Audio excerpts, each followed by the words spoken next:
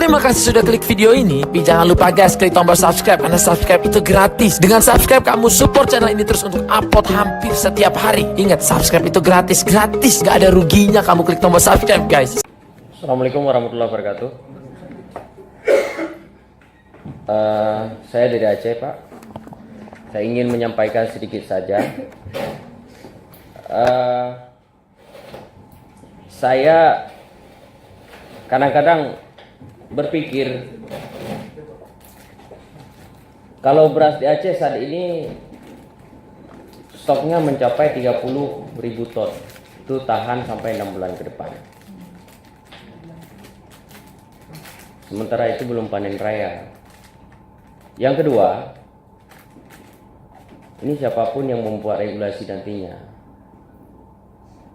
beras yang ada di Bulog Aceh, saya turun pada waktu yang lalu itu, kualitas berasnya itu sangat jelek sekali. Jangankan manusia, ayam saja kadang nggak mau makan. Ya, ini yang membuat heran saya ini, harga tertinggi beras dibuat harga tertinggi oleh pemerintah. Harga, standarisasi harga. Kok harga gabah itu tidak dibuat harga tertinggi? Maka Bulog harga tertinggi sekarang ini hanya 3.700. Ya, 3.700. Mana ada dapat Bulog padi gabahnya itu?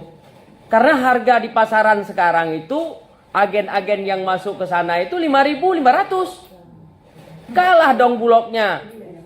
Jadi yang dia dapat Bulog hari ini adalah beras-beras yang nggak pakai lagi, nggak bisa dipakai masyarakat, gabah-gabah yang nggak terpakai. Makanya jangankan manusia, ayam aja mati kalau begitu.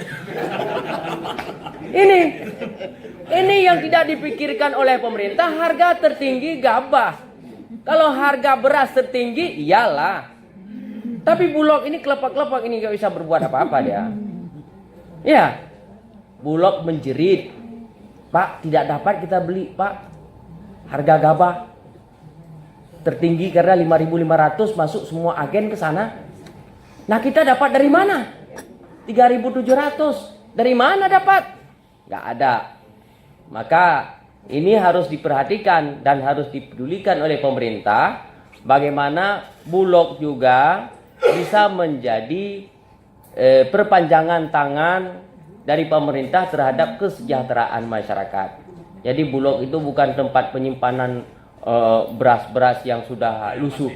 Ya, itu yang kita harapkan. Saya merasa mirip. Demikian Pak Ketua, terima kasih. Terima kasih Pak Ari Pitos.